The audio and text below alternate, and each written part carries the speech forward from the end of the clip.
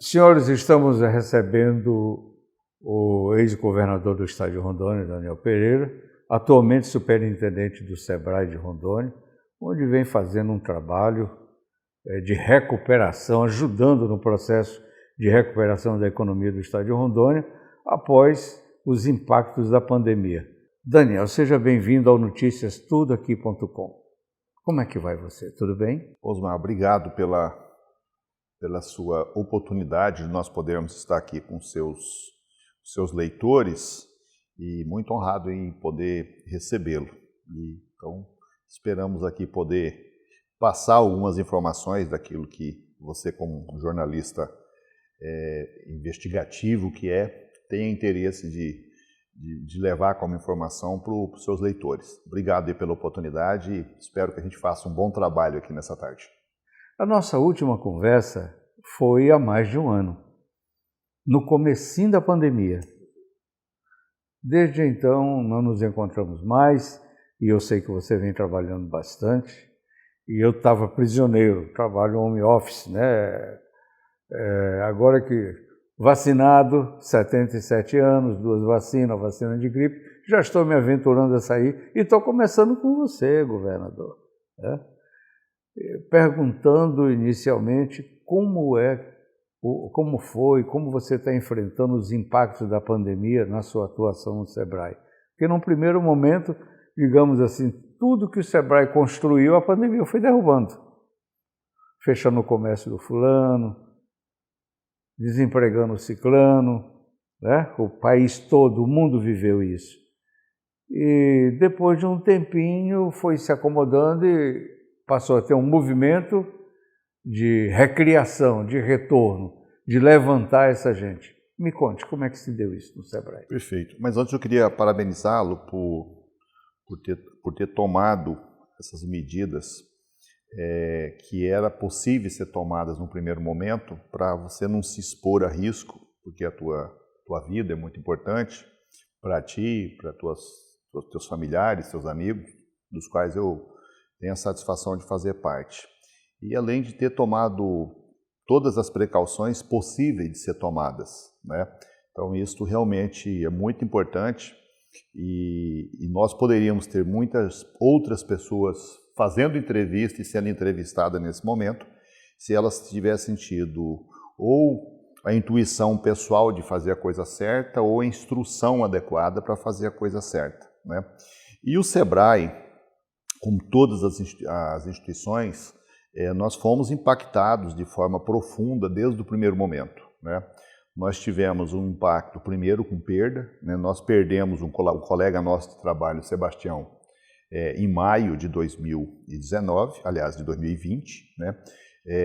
Eu creio que de instituição aqui em Rondônia foi a primeira pessoa que faleceu, né? Ele estava em Pimenta Bueno, ele veio para Porto Velho para acompanhar o pai dele, que estava com Covid, na verdade era o pai e as 2 irmãs. Ele veio para cá, ele morreu antes do pai dele, né? Aí o pai dele foi a óbito e uma das irmãs dele foi a óbito também. Então, algo muito, muito triste.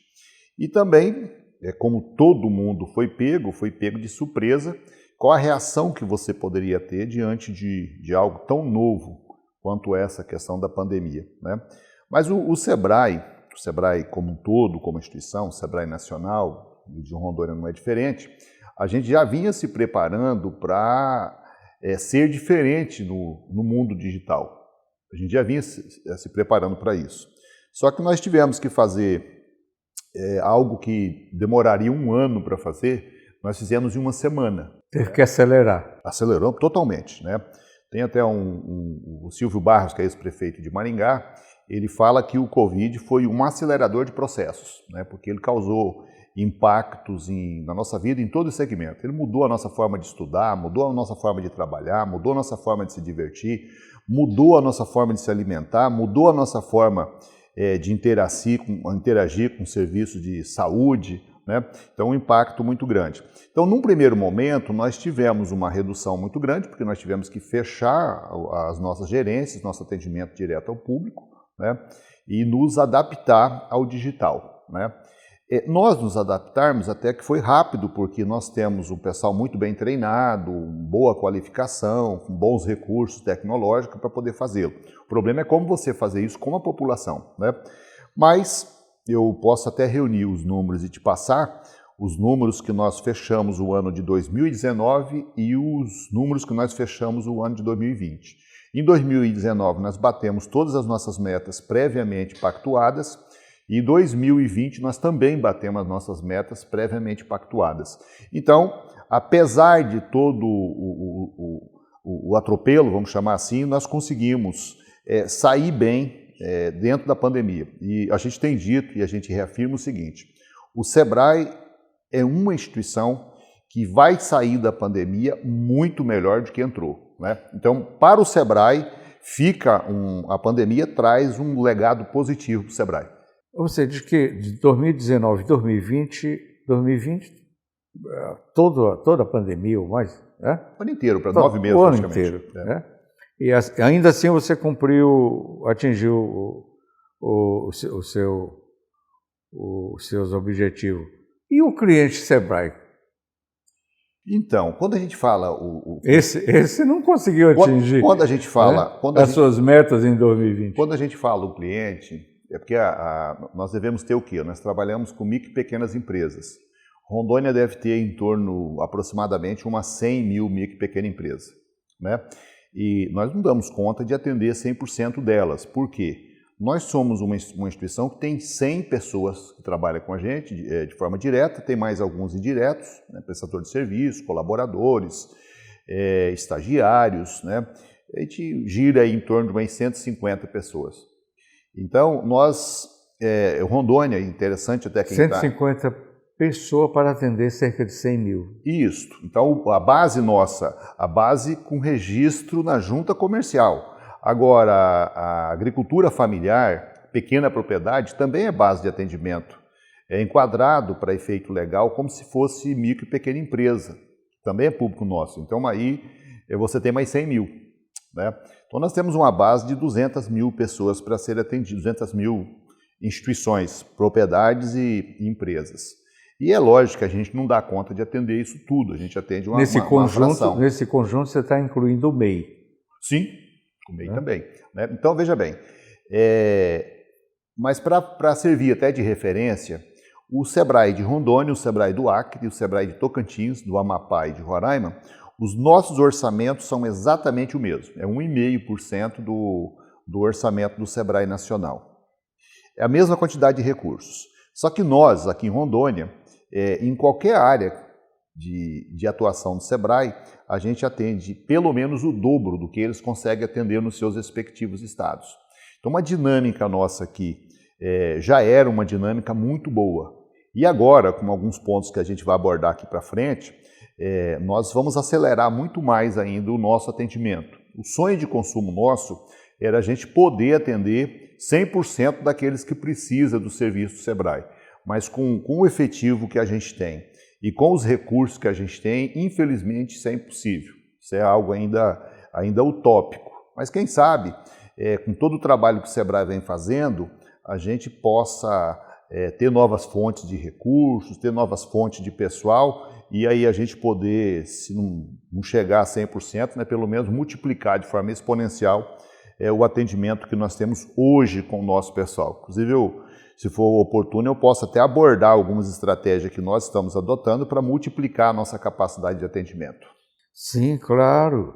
Até porque esse retorno, esse esforço para retomar a economia, ele tem que ter o correspondente do cliente, né? Tem que ter o esforço do SEBRAE, a tecnologia que o SEBRAE tem, que o cliente não tem, mas de alguma forma ele vai ter que acompanhar. E o SEBRAE, através da sua ação de consultoria, tem que passar isso. Agora, Osmar, como é que está sendo feito isso? A tua pergunta anterior, ela fala sobre a questão das empresas. Muitas empresas fecharam as portas. Muitas empresas... Fecharam e não voltaram. E não voltaram. E muitas nem voltam, né? Muitas empresas, elas se reinventaram também ao longo da pandemia, né? Por exemplo, a venda digital ela era praticamente inexistente. Hoje todo mundo tem um serviço de venda digital, né? E quem não tiver um serviço de venda digital, ele está fora do processo, porque hoje uma empresa aqui da Zona Sul de Porto Velho, lá da Zona Leste ou aqui do centro, ela não disputa mais com a loja que está do lado, ela disputa com uma loja que está no Brasil, uma loja que está na China, né? Uma loja que está em qualquer canto aí do planeta. Então, não tem como você deixar de se atualizar. Nós fizemos um bom trabalho com muitas empresas nesse sentido. E nós temos atividades econômicas que eram inexistentes antes da pandemia e que hoje são atividades econômicas importantes, né? Nós estamos gastando menos. Por exemplo, antigamente, para você fazer uma reunião da sua empresa, às vezes você gastava uma grana enorme para você pegar e fazer uma reunião, promover o encontro e assim por diante, né? O Sebrae, por exemplo, nós trabalhamos um programa aqui chamado Programa Cidade Empreendedora, sem sair de dentro das nossas salas aqui ou das nossas casas, eu, o diretor Samuel, no primeiro momento o diretor Bert, depois o diretor Clébio e os nossos gerentes regionais e os colegas nossos de trabalho do Sebrae, nós conseguimos atingir os 52 municípios. Só tivemos contato direto, presencial, com 3 dos 52, 49 foi digital, né? E é claro que nós fomos o único estado do Brasil a fazer isso, né?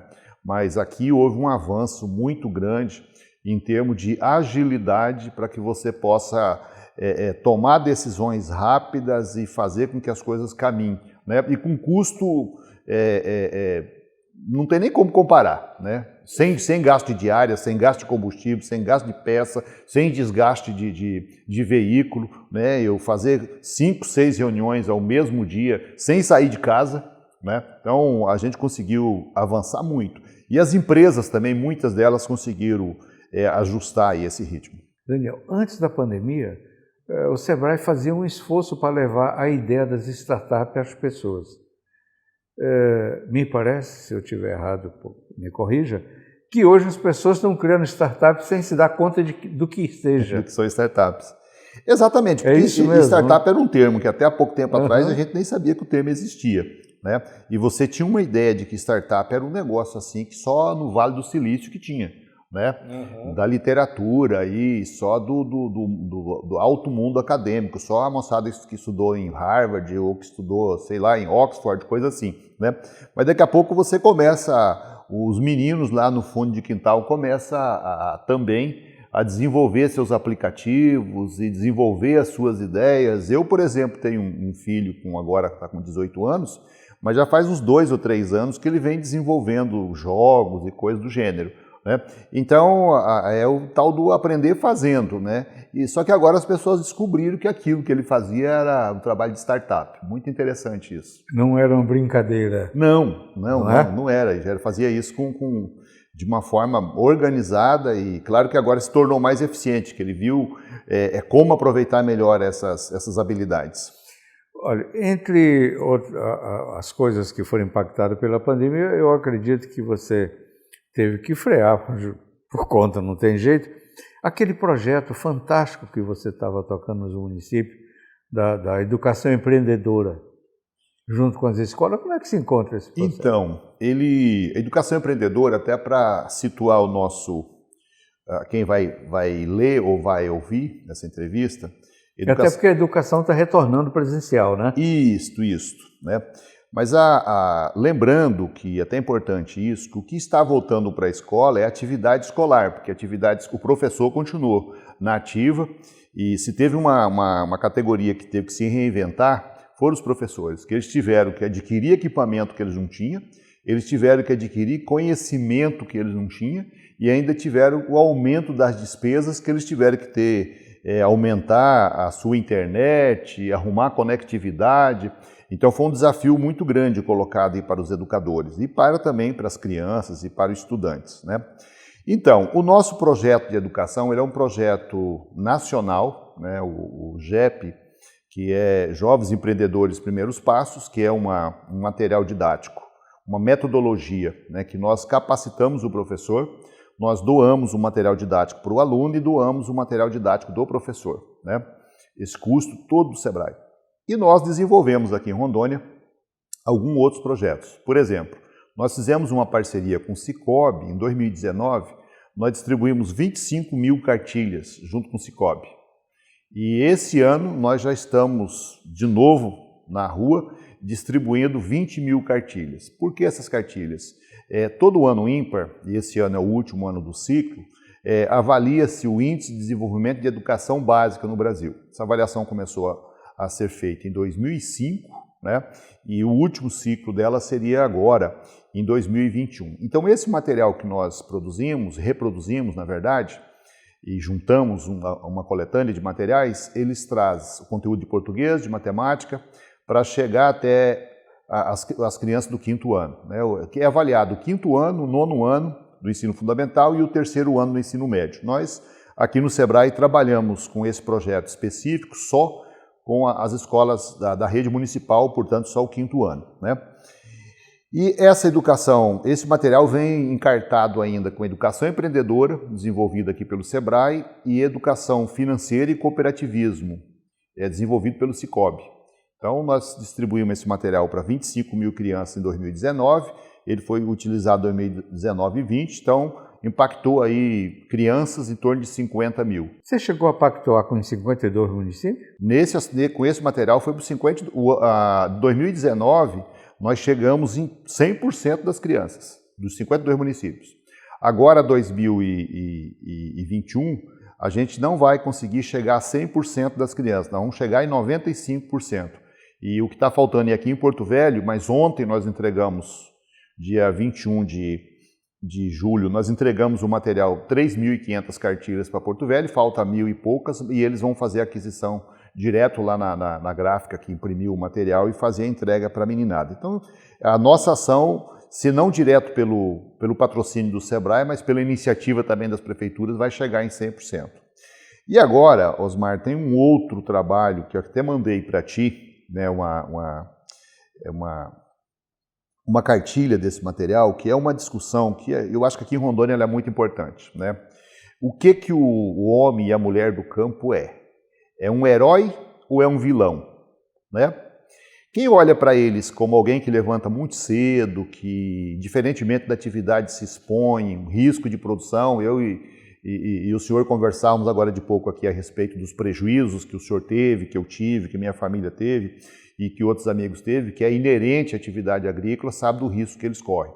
E principalmente levando em consideração que é eles que nos mantêm vivos, porque sem comida ninguém vive, né? E comida tem que ser algo de qualidade. Então uma agricultura, e principalmente a agricultura familiar, que produz aí 90% dos alimentos que nós consumimos, tem um papel estratégico muito importante, sem perder de vista também as médias e grandes produções.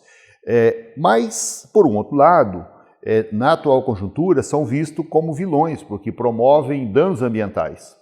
Aí, Osmar, só para fechar esse raciocínio, vem a necessidade da gente fazer uma discussão sobre isso. Aí, o professor Chico Graziano, que é lá de São Paulo, professor universitário, figura pública conhecida, ele desenvolveu um material, o Sicoob mandou imprimir 25 mil conjuntos desse material e nós vamos fazer um trabalho de capacitação com os professores, para prepará-los, para fazer uns roteiros, para eles irem para a sala de aula e fazer a discussão disso, para nós valorizarmos o trabalho do homem do campo, da mulher do campo, não ter aquele preconceito que a gente tinha no passado, que o que era ruim vinha do campo, muito pelo contrário, o que é bom vem do campo, que é os alimentos que nós temos, a qualidade de vida que nós temos, né?